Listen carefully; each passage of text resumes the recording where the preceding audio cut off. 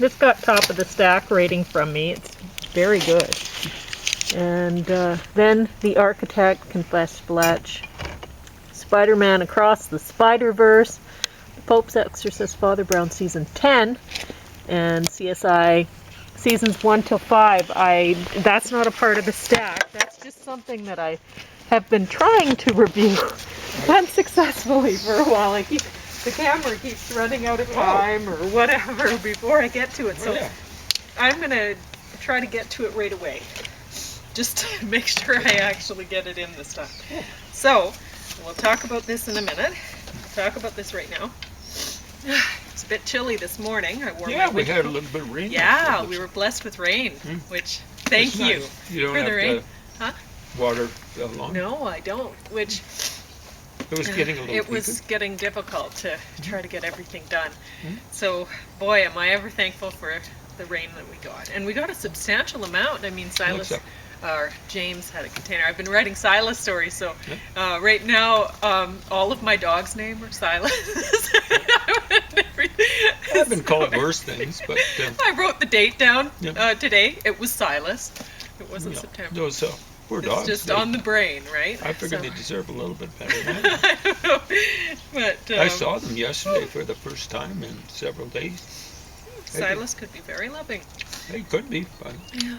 You know, you kind of got to work at it sometimes. You just had you got to meet the unhappy version. That's all. I met him before you ever met him. Oh, that's true. Okay. And he hung with a lot of skunks. Okay. So. He would have been about 14. Was he 15 when you met him? Well, I mean, if you judged me at 14, I don't think you would like me too much either. Yeah, you weren't like him. He was hanging around with guys who were, well, kind of swarming convenience stores. In any I'm not case, saying he was doing any robbery. Well, no, he wouldn't have done stuff like that. But so anyway, James is eating today lentils with rice, with steamed carrots and kale, and apples on the top from my apple tree. They're very good. Yeah, my apples really this sweet. year are the best they've ever been. They're not the biggest they've ever been, but they've lasted the longest. They just happened to ripen at the right time. Everything was right for these apples this year. They're awesome. They taste really sweet.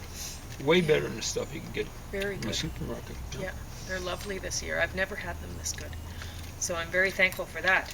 So anyway, while I've been writing Silas stories, lots and lots of poems, I've been watching through this stuff, and I found that CSI, the original Las Vegas seasons 1 to 5, was awesome to watch while writing Silas stories. It just, so I mean, it could be that we were watching. It could be that I've already, I know the stories, I've already seen them before, so they didn't really distract me too much from the writing or whatever. It just was working out really well. I don't know why. I mean, I write well while watching fiction. But anyway. So, I'm going to talk about the final, this was on disc 7 of season 5, so this is the Grave Danger volume 1 and 2, so it's a 2-part last episode of season 5 that I'm going to be talking about, and that one was written and directed by Quentin Tarantino. Well. Yeah. So, which I didn't know at the time when I watched it at first, right? And so I just happened to be looking at the screen, and there's his name, and I'm like, well, look at that. Must have been something of a fan. And when I was first watching the episode, the first part of that 2-part episode, Quentin Tarantino had written in dialogue for Warwick and Nick.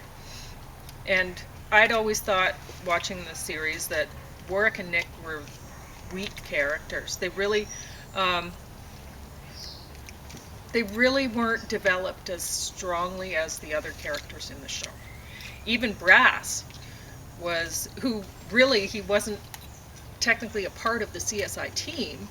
He was a stronger character than either Nick or Warwick. Yeah, I think he had a brass pair, but yeah, he was written well, and he was acted well, honestly. Yeah, pretty good.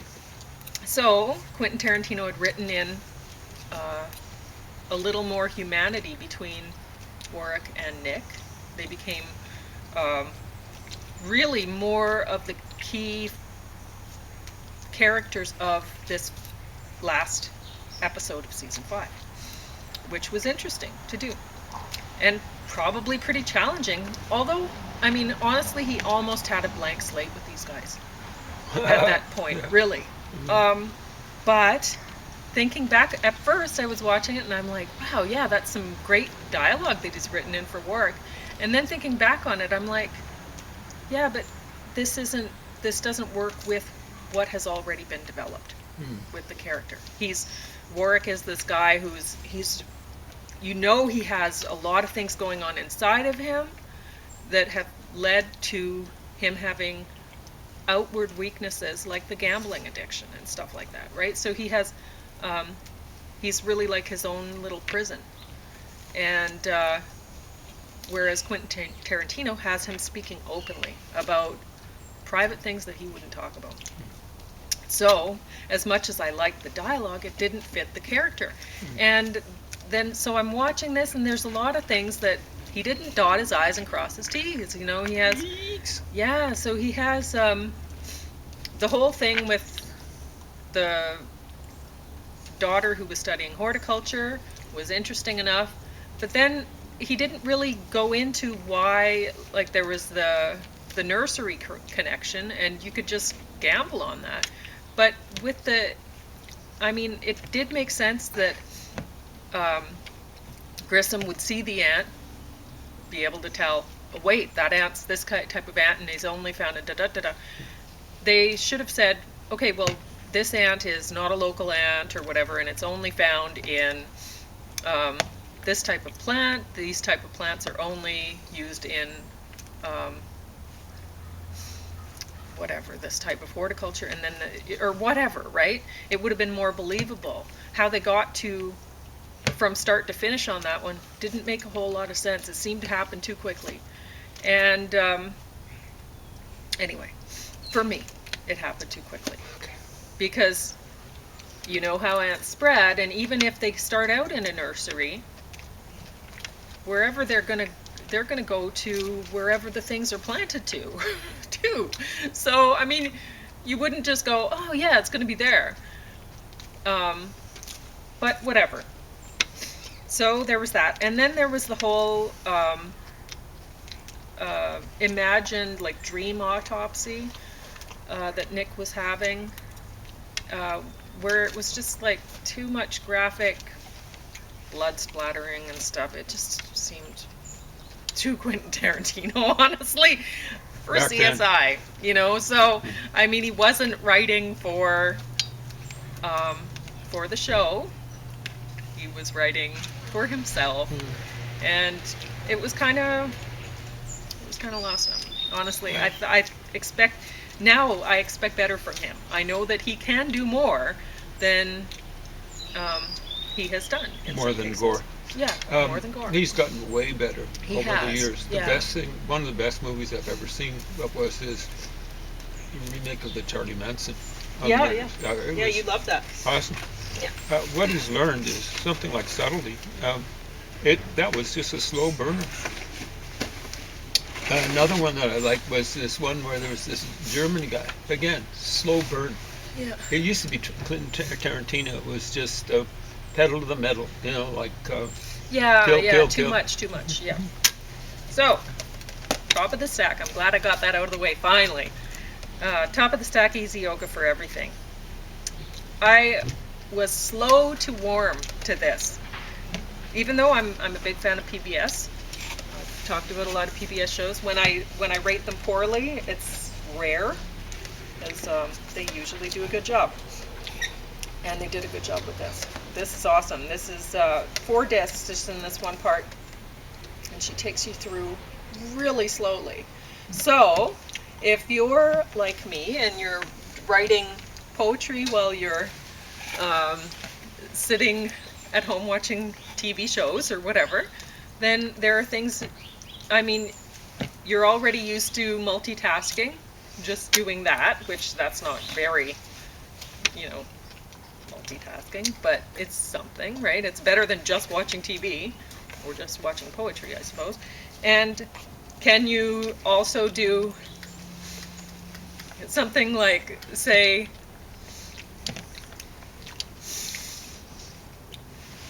A third thing?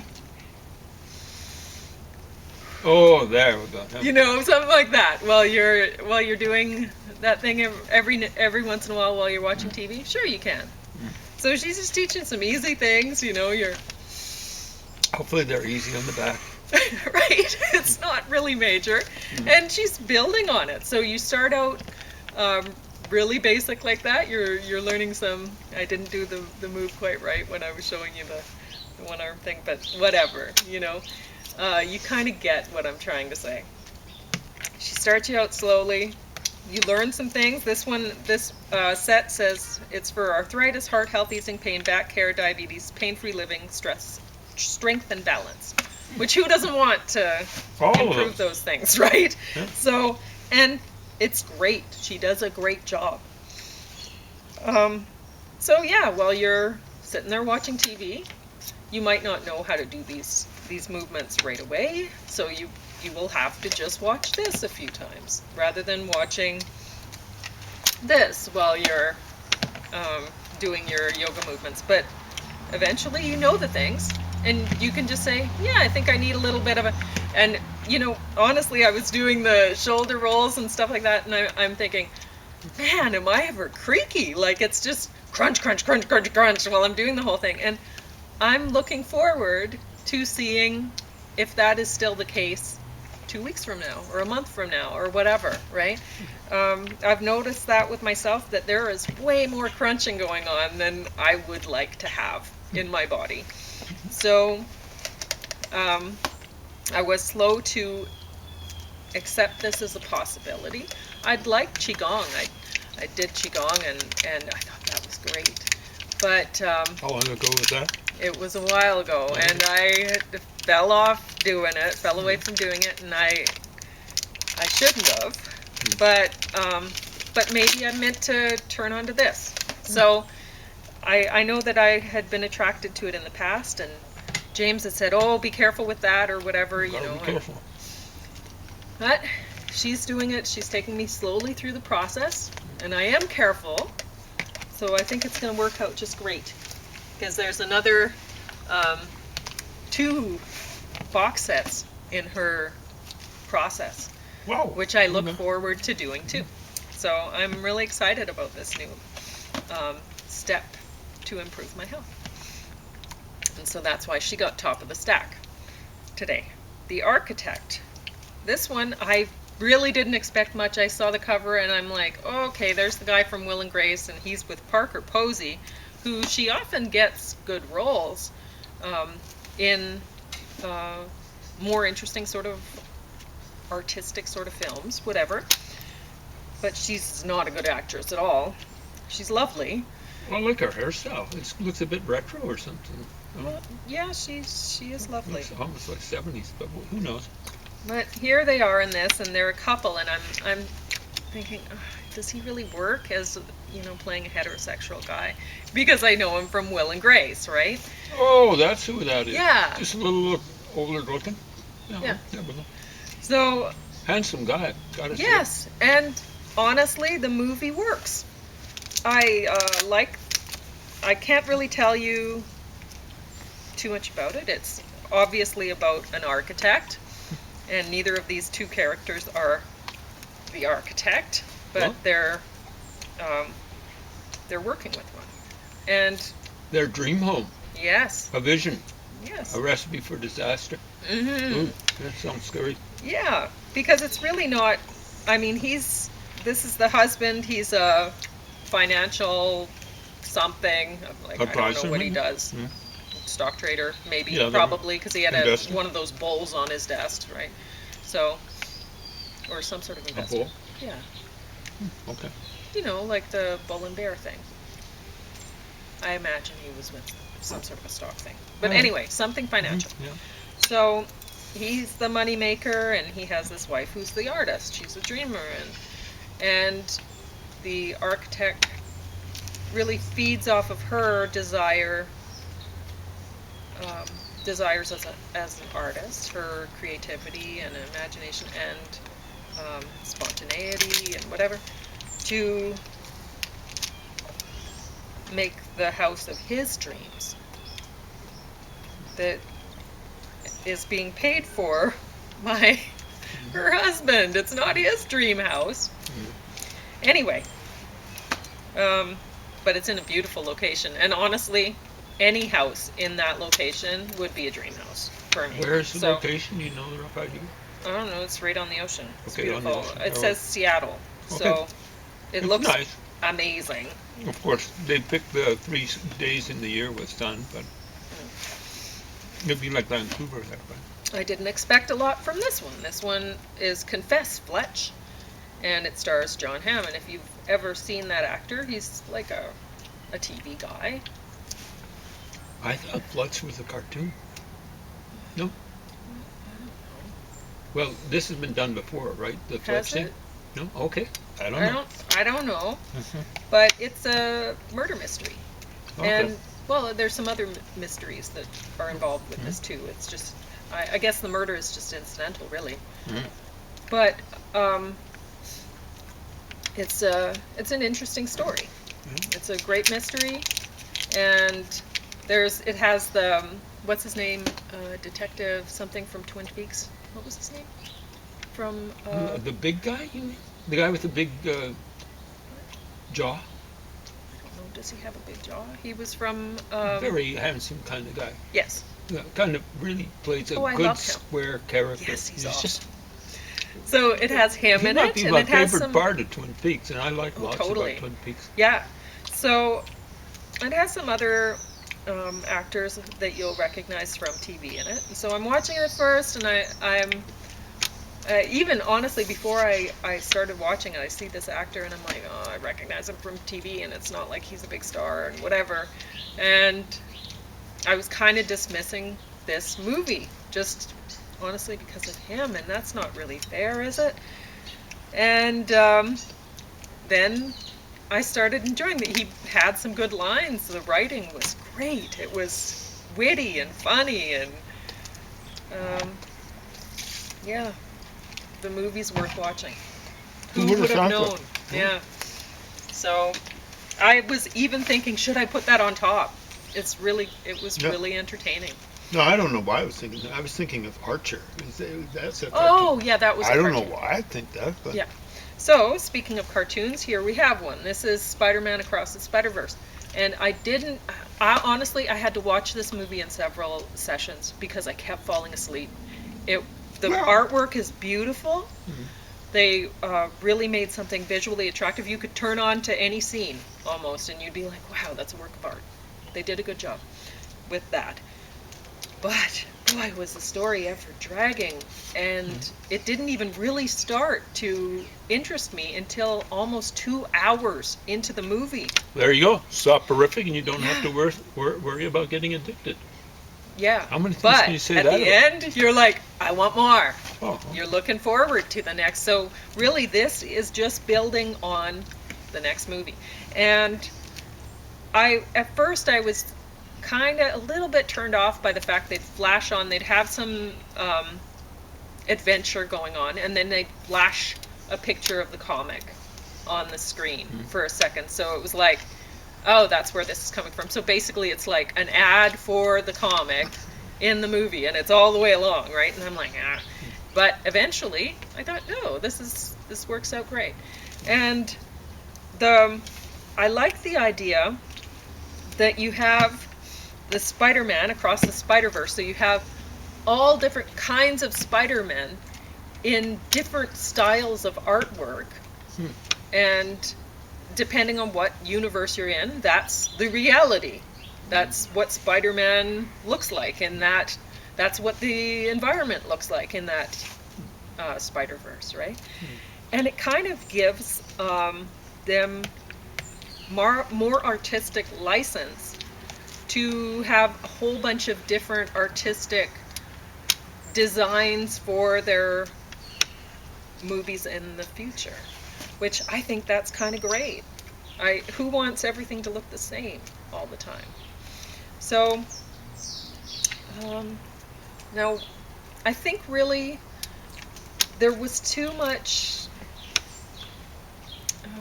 small talk and stuff like that between the characters, and I don't feel like any of the people doing the voices were actors. I don't think they were really engaging enough, and that's why I kept falling asleep. But having said that, this didn't make the bottom of the stack, and I am looking forward to the next movie. So I never would have guessed. yeah, Oh. there you go. The Pope's Exorcist stars Russell Crowe, and we haven't seen much of Russell Crowe for a while. He's gained quite a bit of weight. I guess that's probably why. But he did an all right job in this. I'm just not into the whole Catholic obsession with Exorcism. demon possession and stuff. I don't look. James and I have talked about it before. We don't know why the Catholics have so much problem with demon possession. You know what? Their poor religion. You keep getting attacked. The weird thing is, it was taken over by demons about 400 AD, and they're the and I they're think called that's it. the popes. Yeah, that's it. I mean, it's just marketing so that they keep their job. They have to keep their people scared that they're going to get possessed by the devil. I don't know. There have been some nice popes. The one in now is, I think he's a pretty nice guy, but yeah, most of them are stone cold killers.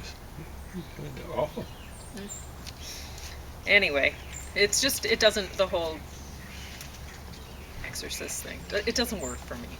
For horror movies, whatever. It never, can't think of one. Even the Exorcist, I was like, yeah, I like the music. You know, whatever. It just doesn't work for me. But it works for a lot of people. So you might disagree, you might want to watch it. I mean, he does a good job in it.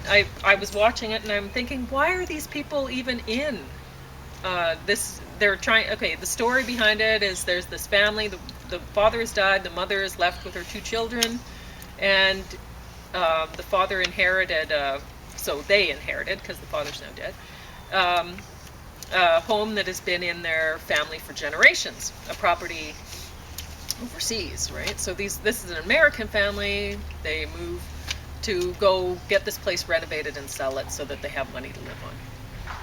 And things go kind of crazy. Anyway, I didn't believe the fact that they were there. I'm like, okay, so why are you there? You're getting this place renovated. You don't know anything about renovations, so you're there to what? Apparently to get possessed by the devil. So anyway, Father Brown completes season 10, bottom of the stack. I don't know how this series has lasted 10 seasons. There are so many flaws in this mystery. You're watching it. It's a mystery. Well, yeah, he's like a detective. Which yeah, I can see it's based on the character by G.K. Chesterton. He's supposed to consider something about, not quite a classic, but